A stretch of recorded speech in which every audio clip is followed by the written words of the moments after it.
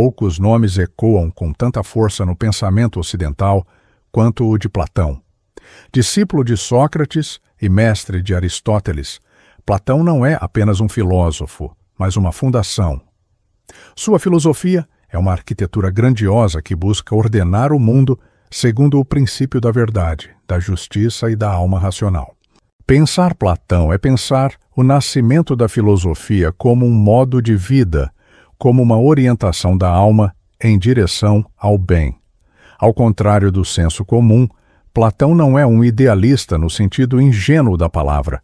Seu mundo das ideias não é uma fuga da realidade, mas um esforço para compreender o que há de permanente no fluxo instável da existência.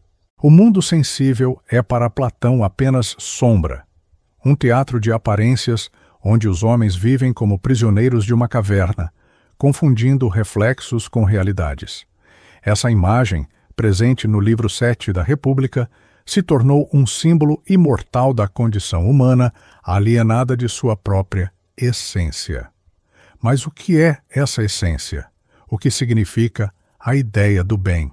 E por que Platão associa a verdadeira educação ao doloroso processo de sair da caverna? Platão compreende que a alma humana tem 3 partes: a racional, a irascível e a concupiscente.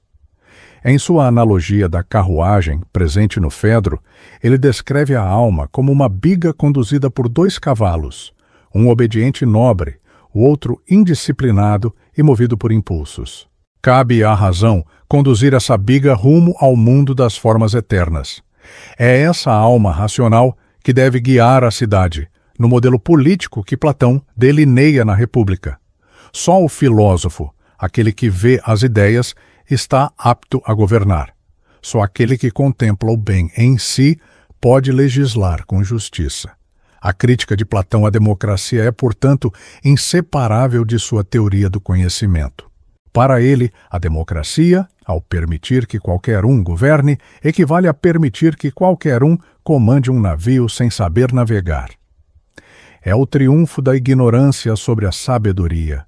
Por isso, sua cidade ideal é governada por filósofos, aqueles que transcendem as opiniões e buscam o saber verdadeiro. Contudo, há um aspecto frequentemente negligenciado na leitura moderna de Platão: seu profundo senso de tragédia. Embora defenda a racionalidade como guia, Platão não ignora os abismos da alma humana. Em diálogos como o Górgias, ele confronta a figura do sofista, aquele que usa a razão não para buscar a verdade, mas para vencer argumentos. Esse antagonismo entre o filósofo e o sofista é também uma metáfora para a tensão entre o ser e o parecer, entre o logos e a retórica, entre a verdade e o poder.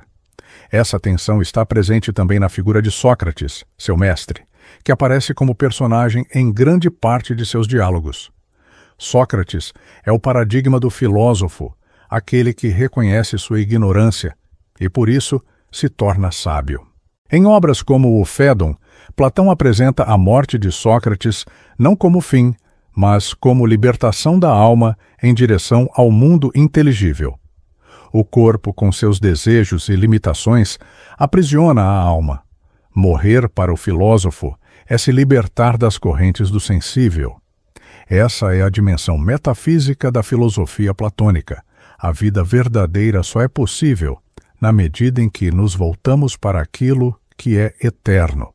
Mas essa eternidade não está no tempo nem no espaço. Está na forma, na eidos. O belo, o justo, o bom, todas essas qualidades não existem plenamente no mundo empírico. Elas existem no mundo das ideias. Esse mundo é acessível não pelos sentidos, mas pela razão. E aqui surge uma questão fundamental. É possível viver no mundo das ideias sem se alienar do mundo concreto? Como o filósofo pode retornar à caverna e comunicar aos prisioneiros aquilo que viu fora dela? Essa é a tensão entre teoria e prática, entre contemplação e ação. Platão sabe que o filósofo, ao retornar à caverna, será rejeitado, zombado, talvez até morto. No entanto, ele também sabe que não há sabedoria sem responsabilidade política. O saber não é um luxo, mas uma exigência ética. Por isso, o verdadeiro filósofo não pode se contentar com a fuga. Ele deve transformar o mundo à luz do que viu. A filosofia platônica é, nesse sentido, uma educação da alma e uma pedagogia da política. Sua missão é conduzir o ser humano da ignorância para o conhecimento, da opinião para a verdade, da sombra para a luz. Agora pensemos juntos. Em um mundo dominado pelas redes sociais, pela velocidade da informação e pela superficialidade das opiniões, como seria hoje a caverna de Platão? E, mais importante, quem estaria disposto a sair dela? Platão nos desafia a reformular nossa própria vida. Ele não quer apenas que pensemos, mas que vivamos de outro modo. A contemplação das ideias deve moldar a nossa ética, nossa política, nossa relação com o outro e com o cosmos. O amor, para ele, não é mero desejo, é a ascensão da alma em direção à beleza eterna, como descrito no banquete. A obra de Platão é um convite à conversão interior.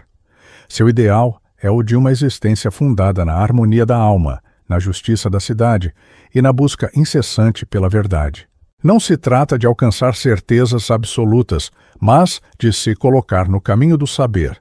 E esse caminho, como ele sabia bem, é árduo. Exige disciplina, coragem e abertura ao desconhecido. Quer aprender mais sobre Platão?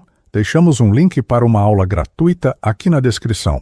Nesta aula, você vai entender como os diálogos de Platão moldaram a filosofia ocidental e como suas ideias ainda são essenciais para pensar política, ética e educação hoje.